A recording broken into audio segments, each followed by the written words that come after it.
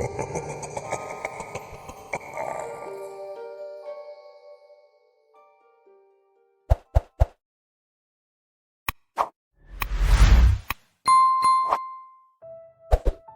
air was thick with the scent of damp earth and machinery as I descended into the depths of the mines. I was part of a crew of seasoned miners working for Ravenswood Mining Company, a place where legends whispered among the old coal seams and the echoes of lost miners still lingered. Our shift began like any other, the rhythmic clanking of metal against rock blending into the background of our lives, a soundtrack we'd grown accustomed to over the years. But that day felt different. There was a tension in the air, a heaviness that made the hairs on the back of my neck stand up. My buddy, Jake, an old-timer who had seen more than his share of trouble underground, noticed my unease. "You all right, kid?" he asked, wiping sweat from his brow with a dirty rag. "You look like you've seen a ghost."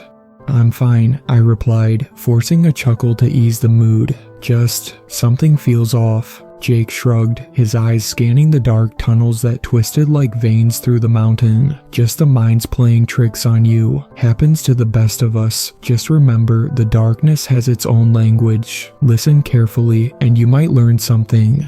As we worked, our drill bit chewed through the rock, creating a cloud of dust that danced in the dim light of our headlamps. Hours passed, each minute stretching into an eternity. The monotonous work was interrupted only by the occasional crack and rumble of shifting earth. It was during one of these moments, while I was adjusting the drill, that I heard a strange sound, a low, almost melodic hum that resonated through the tunnel.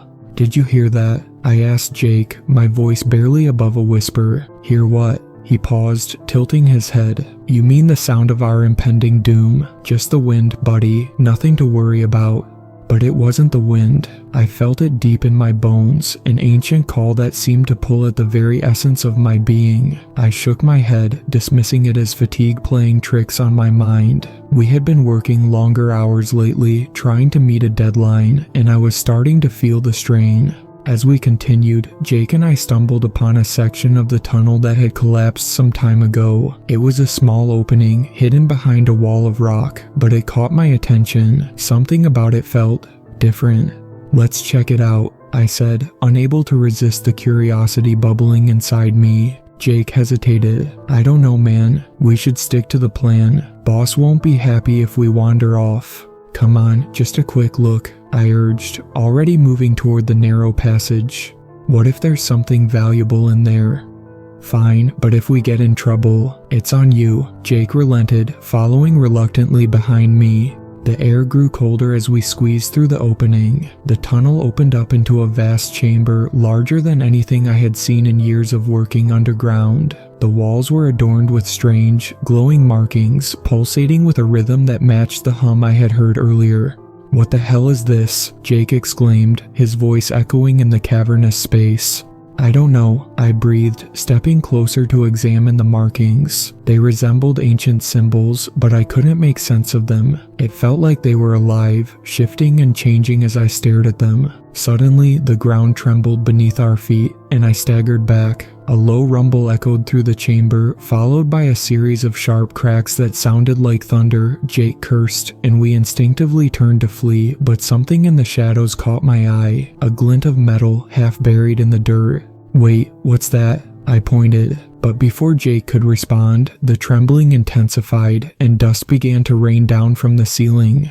"Get out," he shouted, pulling me back toward the passage. We scrambled, hearts racing, as the cave seemed to come alive around us. We barely made it back to the main tunnel when a deafening crash resonated behind us. Dust enveloped us, and the air turned thick with debris. Coughing and gasping for breath, we stumbled out into the flickering lights of the working area, where our fellow miners stared in confusion. "What the hell happened?" one of them, Mike, asked, eyes wide with alarm. "Just a cave-in," Jake panted, glancing back toward the darkness. "But you won't believe what we found."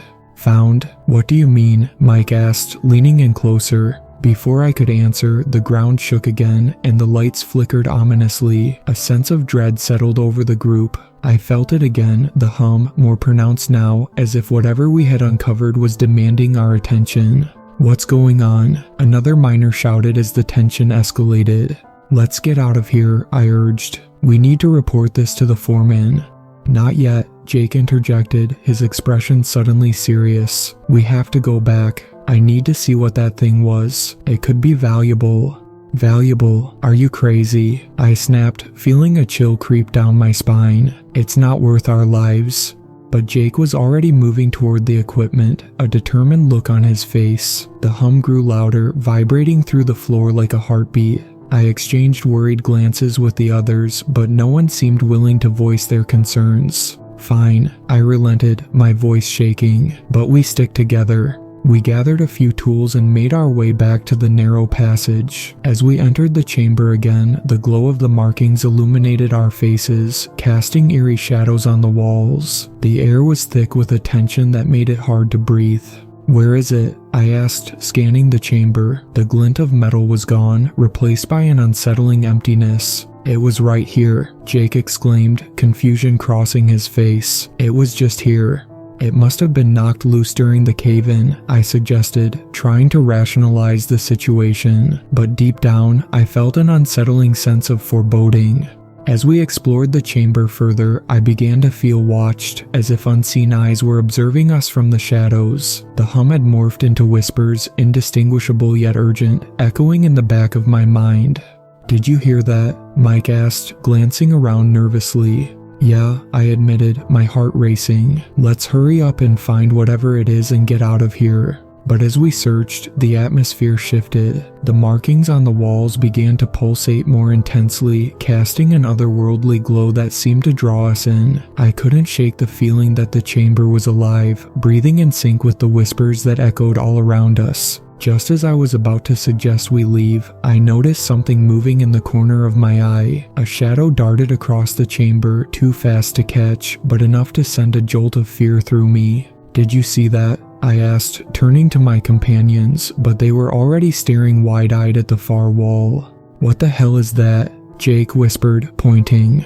A shape was emerging from the shadows, a figure, indistinct and shifting as if it were made of the darkness itself. The whispers crescendoed, forming words that clawed at my mind. I felt a compulsion to move closer, to understand what it was. Don't, Mike shouted, grabbing my arm, but it was too late.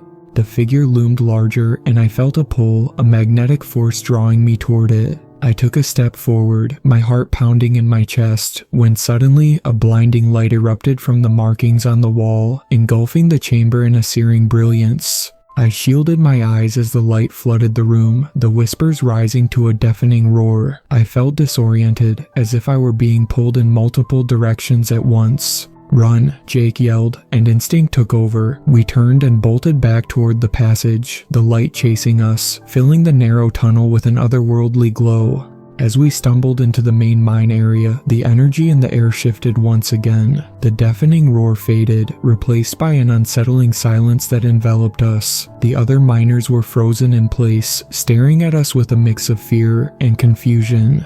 What happened down there? One of them asked, his voice barely above a whisper. I started, but the words felt stuck in my throat. Jake stepped forward, his eyes wide. We found something alive.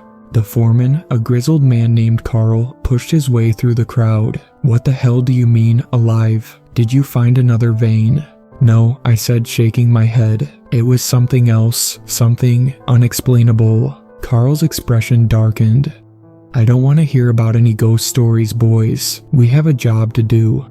Get back to work.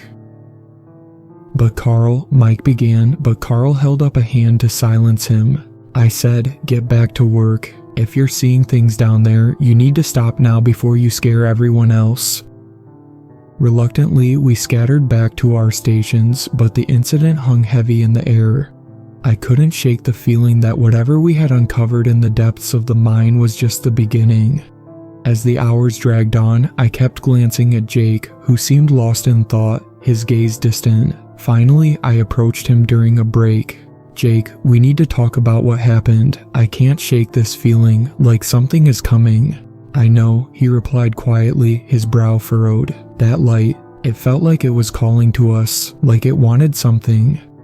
What do you think it was? I asked, anxiety creeping in. I don't know, he admitted, but I've been here long enough to know that the mines have their secrets. We might have stirred up something we're not ready to handle. I nodded, glancing around to make sure no one was listening. What if we go back? Just the two of us. We can figure it out. Are you insane? He shot back, his voice low but intense. If what we saw was real, we need to leave it alone. It's dangerous.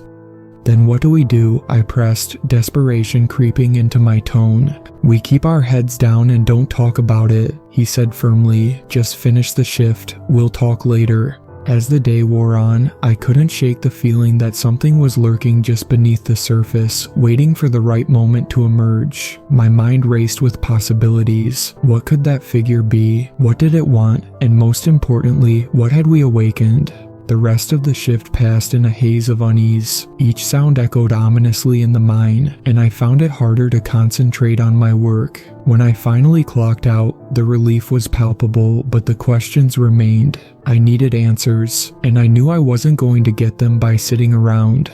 That night, I lay in bed, staring at the ceiling, replaying the day's events in my mind. I thought of the markings, the light, and the figure that had shifted in the shadows. Sleep eluded me, the weight of the unknown pressing heavily on my chest. Around midnight, I decided to go for a drive to clear my head. The roads were quiet as I navigated the winding paths away from town, heading toward the old mine entrance. It was a stupid idea, I knew, but I couldn't shake the urge to see it again. As I parked my truck near the entrance, I felt a chill in the air. The moon cast an eerie glow over the landscape, illuminating the mountains like a giant sentinel watching over the darkness. I stepped out, the crunch of gravel beneath my boots echoing in the stillness. Just a quick look, I murmured to myself, shaking my head at my own recklessness. I approached the mine entrance, the darkness swallowing me whole as I stepped inside. I flicked on my headlamp, the beam cutting through the inky blackness. The familiar sounds of the mine filled my ears, the distant drip of water, the soft rustle of gravel. But as I moved deeper, the air turned cold, and the whispers returned, a low murmur that clawed at the edges of my consciousness. "Jake," I called, my voice echoing back at me. "Are you down here?" Silence. I took a deep breath, pushing forward, the beam of my lamp illuminating the familiar tunnel. As I approached the chamber, I hesitated, the memories of our earlier encounter flooding my mind. But curiosity won over caution, and I stepped inside. The chamber was just as I had left it, but the markings seemed to pulse with a different energy, almost as if they were reacting to my presence. I felt a compulsion to touch them, to understand their meaning. Suddenly, the ground trembled beneath my feet, and a low growl resonated through the chamber, causing me to stumble back. I turned, ready to flee, when I saw it, a shadowy figure emerging from the darkness, its form shifting and twisting as if it were made of smoke. "Who are you?" I whispered, fear gripping my heart. The figure paused, and the whispers crescendoed, words spilling into my mind like a torrent. I staggered back, clutching my head as a flood of emotions surged through me, fear, anger, pain, and an overwhelming sadness. I felt as though I were being drawn into its depths, lost in a whirlpool of despair. "Get out," a voice screamed in my mind, echoing the very essence of the darkness surrounding me. I turned to run, but the shadows coiled around me, pulling me back. Just as I thought I was lost, the blinding light erupted once more, flooding the chamber with brightness and forcing the figure to retreat into the depths. I stumbled back, gasping for breath as I reached the exit. The light faded, leaving only the pulsating glow of the markings behind me. I burst into the cool night air, my heart racing. "What the hell just happened?" I muttered, trying to gather my thoughts. I felt dizzy, as if I had just woken from a terrible dream, but the memories were too vivid to be mere illusions. Back in my truck, I fumbled for my phone and dialed Jake's number. He answered after a few rings, his voice thick with sleep. "Hello." "Jake, it's me. You won't believe what just happened." "Calm down," he said, the irritation in his voice evident. "It's the middle of the night." I went back to the mine. I rushed on, ignoring his tone. I saw the figure again. It spoke to me, I think it's trying to warn us. "Are you out of your mind?" Jake replied, now wide awake. "You need to stay away from there. Whatever it is, it's not friendly." "But we can't just leave it. It's connected to something. We need to figure out what it wants," I insisted, adrenaline coursing through my veins. Or we could just survive, he countered, his voice low. This isn't a game. If you're serious about going back, we need a plan. We can't just walk in there unprepared. Fine, I sighed, frustration bubbling within me. Let's meet in the morning. I'll bring everything we need to investigate. Be careful, Jake warned, his voice dropping to a whisper. The mines have a way of changing people. As I hung up, I felt a mix of determination and dread. I was about to uncover something deep within the earth, and the weight of that knowledge pressed heavily on me. Whatever lay beneath the surface, I had to face it, no matter the cost. The sun rose reluctantly the next morning, casting a dull light over the mountains. I met Jake at the diner in town, the smell of coffee and greasy food filling the air. He looked pale, his usual bravado replaced by a somber demeanor. "You really think we can figure this out?" he asked, stirring sugar into his coffee with a distant look in his eyes. "I have to believe we can," I replied, determination hardening my resolve. "We owe it to the others. If something is down there, we need to know what it is." Jake sighed, running a hand through his hair. "All right, but we go in prepared. We need flashlights, a couple of cameras, and maybe even some gear to record any readings. Who knows what we're dealing with?" We spent the morning gathering supplies, the weight of our mission hanging heavily between us. Each item we packed felt like a step deeper into a darkness we couldn't fully comprehend.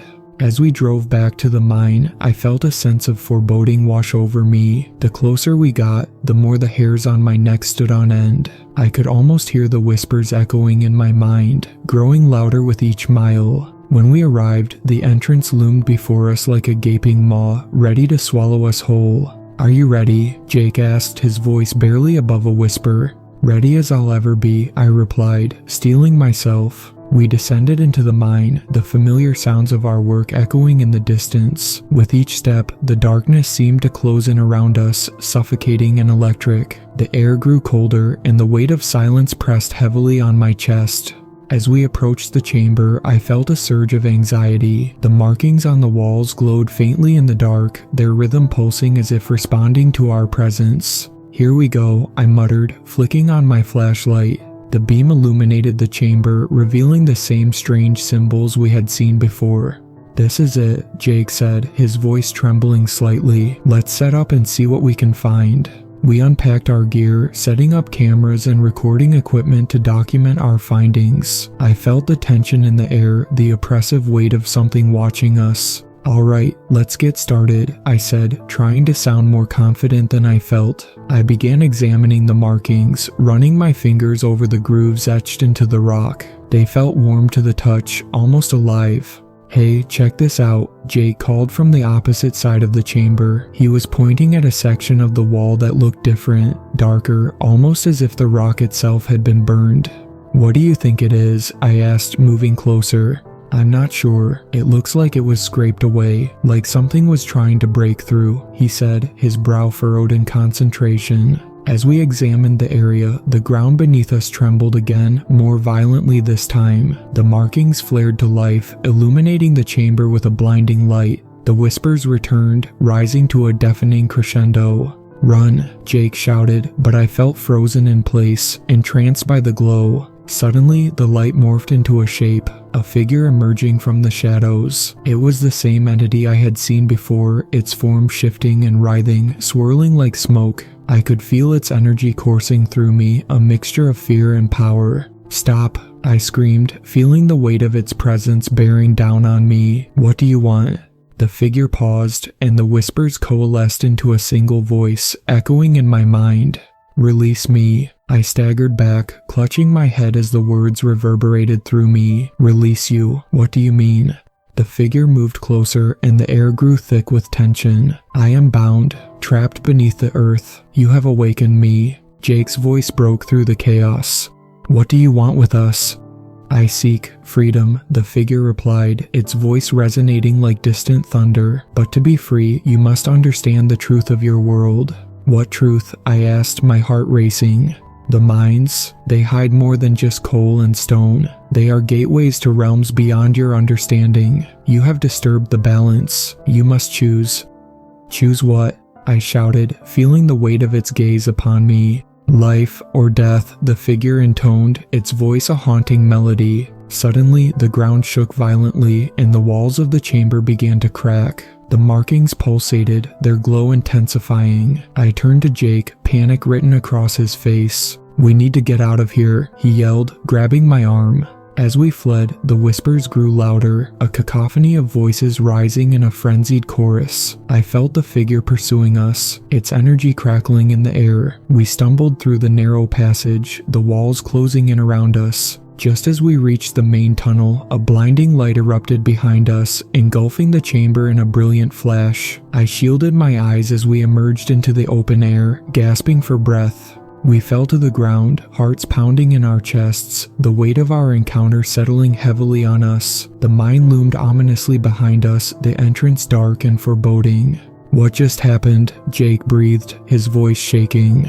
"I don't know," I admitted, trying to catch my breath. "But whatever that thing is, it's real. We have to tell the others." "Are you kidding?" Jake exclaimed, panic etched across his face. "Do you really think they'll believe us?" "We have to try," I insisted, rising to my feet. "If it's true that the mines are connected to something greater, we need to warn them." We hurried back to the town, adrenaline surging through our veins. I felt the weight of what we had uncovered pressing down on us, the whispers still echoing in my mind. As we approached the diner, I could see a group of miners gathered outside, their faces pale and worried. Carl stood at the center, his expression grim. "What's going on?" I asked as we approached. "Something's wrong," Carl replied, his voice low. "We lost contact with one of the teams. They were working on the eastern side of the mine. No one's heard from them in hours." "What?" I exclaimed, my heart sinking. "We have to get in there." "No one's going back down there," Carl said firmly. "We don't know what's causing this." "But we can't just leave them," Jake interjected, desperation creeping into his voice. "They might be in danger." "The mine isn't safe. Whatever's happening, it's not just a simple collapse. There's something else at play," Carl warned. But I could feel it, the urgency to go back, to confront whatever lay beneath the surface. "We have to organize a rescue. We can't abandon them." "I'll gather a team," Carl said reluctantly, glancing at the gathered miners. "But we need to be careful. Whatever is down there, we don't understand it yet." As we prepared to descend into the mine once more, I couldn't shake the feeling that time was running out. The whispers grew louder in my mind, echoing the urgency of our mission. We had to uncover the truth before it was too late. With a group of miners behind us, we descended into the mine once more, the oppressive darkness enveloping us as we moved deeper into the earth. The air was thick with tension, the echoes of our footsteps reverberating through the tunnels. As we approached the eastern side of the mine, I felt a sense of foreboding settle over me. The whispers intensified, swirling around us like a tempest, pulling at the edges of my consciousness. "We need to split up," Carl said, his voice steady despite the tension. "We'll cover more ground that way." "No way," Jake protested. "We can't separate. It's too dangerous down here." "Listen," Carl replied, his expression hardening. "We have no choice. We need to find the missing team quickly. Stick to your radios and keep in contact." Reluctantly, we nodded, the weight of the decision hanging heavy in the air. We split into groups, each taking different paths through the tunnels. The deeper we went, the more I felt the atmosphere change. The air grew thicker, charged with a strange energy that made my skin crawl. "Keep your eyes open," I whispered to Jake as we moved cautiously through the dark. "Something feels off." "Yeah, no kidding," he replied, scanning the shadows. "It's like we're being watched." As we turned a corner, I stopped dead in my tracks. The tunnel opened into a massive chamber larger than anything I had seen before. In the center lay a gaping chasm, darkness swirling within it like a living entity. "Is that where they went?" Jake asked, his voice barely above a whisper. "I don't know," I replied, dread pooling in my stomach. "But we have to find out." We approached the edge cautiously, peering into the abyss. The whispers intensified, a cacophony of voices rising from the darkness, pulling at my mind. I felt the urge to leap forward, to dive into the depths, but Jake grabbed my arm, stopping me. "Don't, we can't just jump in there," he urged, panic rising in his voice. Suddenly, the ground beneath us shook violently, and the chamber trembled as if in response to our presence. The markings on the walls flared to life, illuminating the darkness with a blinding glow. "What's happening?" I shouted, trying to maintain my balance. The whispers morphed into a singular voice, echoing through the chamber. "You have come to seek the truth, but the truth comes at a cost." "What do you want?" I yelled, feeling the weight of its gaze upon us. The darkness swirled, taking form before us, revealing the silhouette of the figure we had encountered before. "You must choose. Release me, and I will grant you the knowledge you seek, but the price will be high." "Release you? What does that even mean?" I shouted, my heart racing. "Your minds are clouded by fear and misunderstanding. I offer you clarity," the figure replied, its voice resonating through the chamber like thunder. "But to understand, you must sacrifice something dear." Jake looked at me, panic evident in his eyes. "We can't trust it. This is a trap." "But what if it's telling the truth?" I countered, my mind racing with the possibilities. "What if we can learn something that could help us?" The figure loomed closer, its presence almost overwhelming. "Time is short. The balance is disturbed, and darkness encroaches upon your world. You must decide." "What kind of sacrifice?" I asked, my voice trembling. "Your fears, your doubts, or perhaps even the bonds of friendship," it replied, the shadows swirling around us. "Choose wisely, for the consequences will echo through the ages."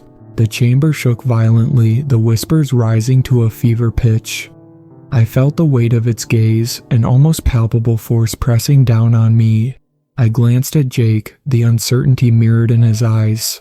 "I don't want to lose you," he whispered, fear creeping into his voice. "We have to face this together," I replied, desperation clawing at me. "Whatever we decide, we do it as a team." "We can't give up everything," Jake said, shaking his head. "There has to be another way." But the figure continued to loom over us, its energy crackling in the air. "The choice is yours. Time is running out." I felt the pressure mounting, the darkness closing in around us. "We need to make a decision," I said, trying to keep my voice steady. "Do we trust it?" Jake asked, his voice trembling. "Do we have a choice?" I countered, uncertainty gnawing at my gut. With every heartbeat, the tension grew, the whispers clawing at the edges of my mind. I closed my eyes, feeling the weight of the figure's presence pressing down on me. "Release me," it intoned, its voice a haunting melody, "and I will grant you the truth." "Truth or lie, we can't turn back," I murmured, feeling the pulse of energy around me. "All right," I finally said, steeling myself. "I choose to face my fear."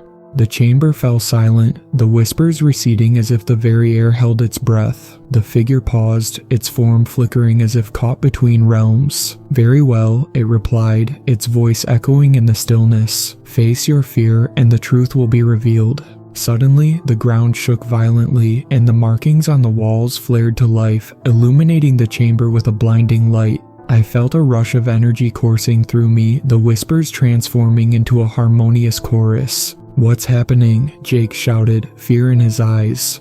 "I don't know," I yelled, trying to shield my eyes from the brightness. "Hold on." As the light enveloped us, I felt myself being pulled into its depths, lost in a whirlwind of energy and emotion. The world around me faded, replaced by visions of the past and glimpses of what lay ahead. I found myself standing on the edge of the chasm, the swirling darkness below me revealing visions of those who had come before. Miners, lost souls, and forgotten spirits, all trapped within the depths of the earth. I could feel their pain and anguish, their cries echoing in my mind. "Help us," a voice whispered, the sound reverberating through my very being. "We are bound to this place, cursed to wander." "Who are you?" I asked, my voice trembling. "We are the lost," the voice replied, the shadows swirling around me. "We sought the truth, but we were consumed by it." I felt a surge of empathy, a connection to their suffering. "What do you want from us?" "To be free," they echoed, their voices intertwining like a haunting melody. "But the price must be paid." As the vision swirled around me, I caught glimpses of the figure, its true form revealed. A guardian of the mine, bound by the very essence of the earth. It was both a protector and a prisoner, tied to the balance of light and dark. "Release us," the voices pleaded.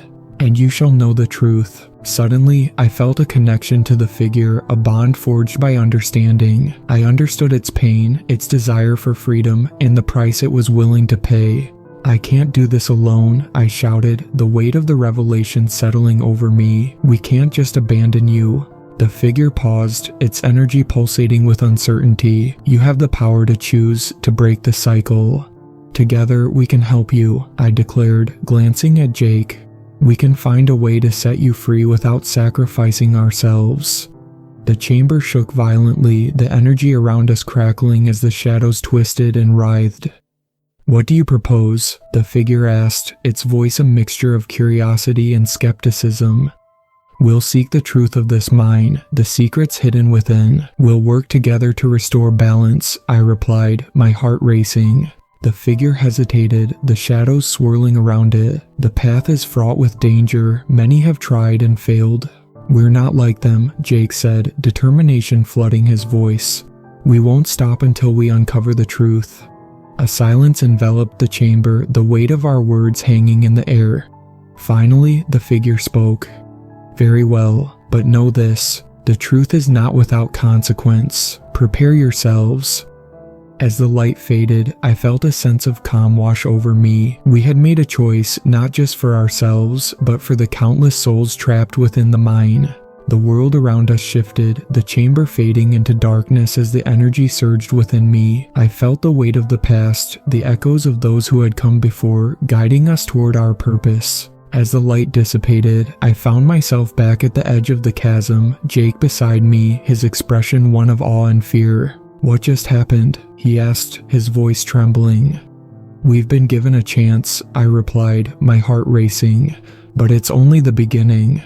"We need to gather everyone," Jake said, determination flooding his voice. "They have to know what we've uncovered." As we made our way back through the tunnels, the whispers returned, a gentle reminder of the souls that lingered within the mine. We would uncover the truth, not just for ourselves, but for those who had been lost to the darkness. Back in the town, we gathered the miners at the diner, their faces weary and anxious. I stood before them, Jake at my side, and took a deep breath, preparing to share what we had learned. "We need to talk about the mine," I began, my voice steady. "Something is happening down there, something that affects all of us." "What do you mean?" Carl asked, concern etching his features. "We encountered a figure, something that represents the very essence of the mine," I explained, glancing at Jake for support. "It's tied to the balance of light and dark, and it revealed that we have disturbed something far greater than ourselves." A murmur rippled through the crowd, and I could see the fear and skepticism in their eyes. "But we can help," I continued. "If we work together, we can restore balance and uncover the truth of what lies beneath." "What if it's dangerous?" one of the miners asked, his voice shaking. "What if we lose more people?" "We won't go in unprepared," Jake interjected, his voice firm. "We'll gather more equipment, more knowledge. We need to understand what we're dealing with."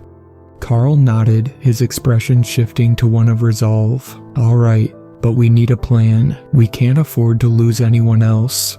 As the meeting continued, I felt a sense of purpose solidifying within me. We were not just miners anymore, we were guardians of the truth, united in our mission to uncover the mysteries that lay beneath the surface. With a renewed sense of determination, we descended into the mine once more, a larger group now equipped with tools and knowledge. The atmosphere was tense, the weight of our mission pressing down on us.